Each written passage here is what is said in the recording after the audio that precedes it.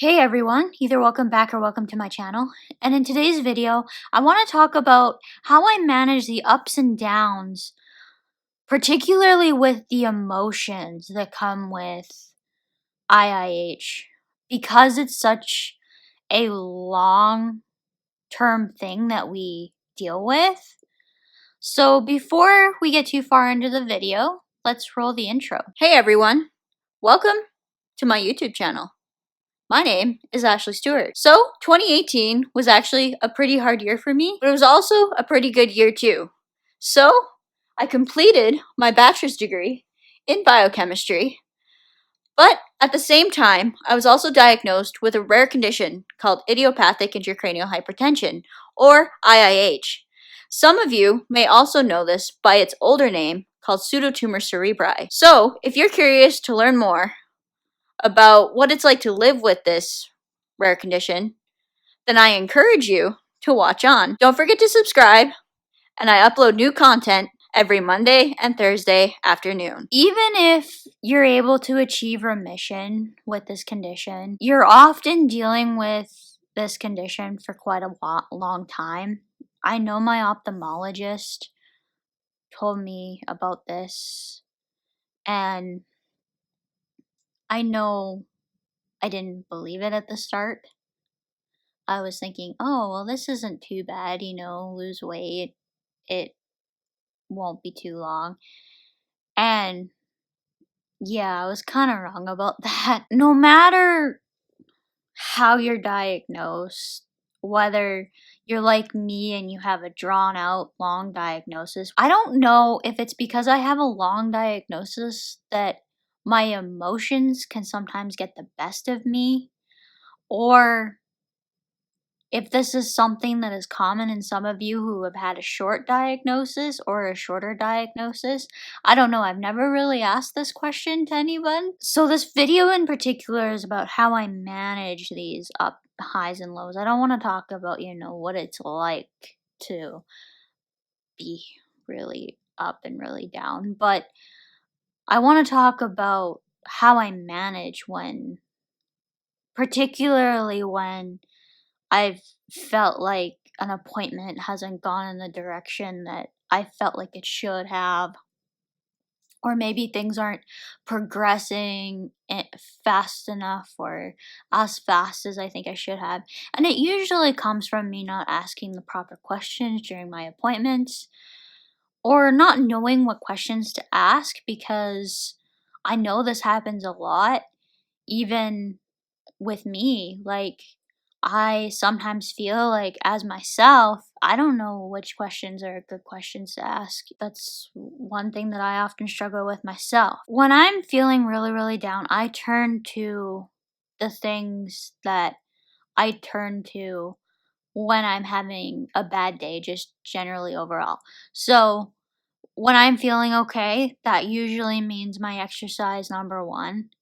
So it really, really helps. And I've noticed this over the last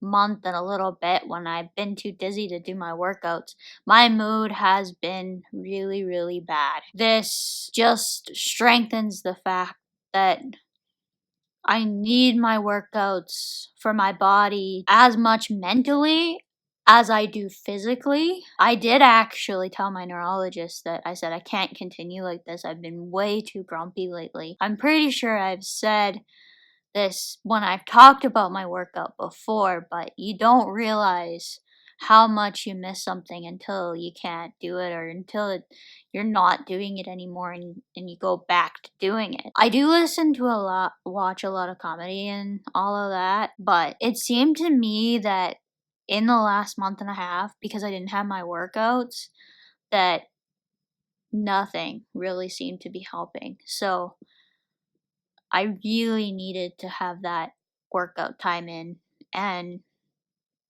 I just want to emphasize that my workouts are extremely important. So that's why I tend to push through the headaches.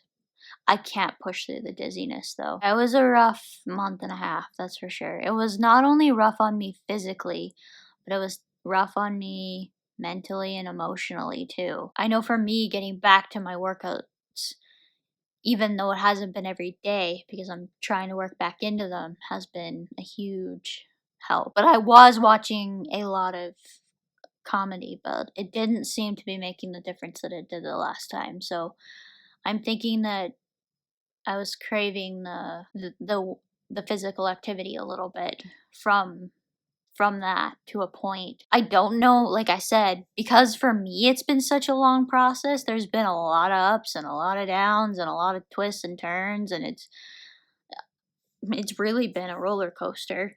I never realized that when I went in for an infection that I was going to be going to the doctors consistently for the next year and a half, if not longer, which it will be longer. So, been a very, very long road. At this point, I think I would be happy if it was just like the proper treatment plan, like something that would allow me to continue with, living a fairly normal life and all of that was in place. But at this point, it's been like finding a treatment plan for the last year almost. And so far, nothing has really helped besides acetazolamide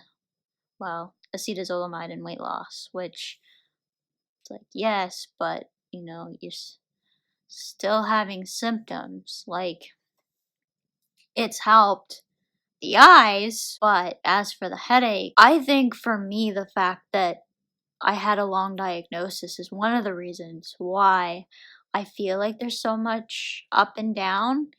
And, there probably isn't as much up and down. And I know for me, after an appointment, it usually takes a day or two before I actually have time to think enough about what actually happened before I get a good grasp on everything that happened to the point where I can fully think things through and have had time to think things through, because during an appointment sometimes there's so many things coming at me at once that I'm like trying to think, trying to assess the situation, and it's just too much at once and my brain goes into overload, and it's like it shuts down, and then I know my emotions get the best of me because it's just like I just want this done. That I think is where I'm at this point. It's probably overthinking something that I shouldn't be overthinking, and I tend to do that a lot. And I don't know why I do that, but I do that. So, and it usually takes me a couple of days of really thinking about something myself, and then I usually am able to calm myself down enough to really think about it, and I go, yes, they were right. Why did you freak out about that?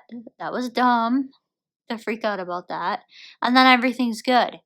But I still think there's a little bit of a overload or something that happens to me sometimes in these appointments, and I get into an information overload, and I shut down, and there's something that happens where I have to think about it on my own, and literally on my own, before I can actually grasp what happened. And I'm not sure why. It's probably because I'm thinking too deep about it. As for now, that's it for today.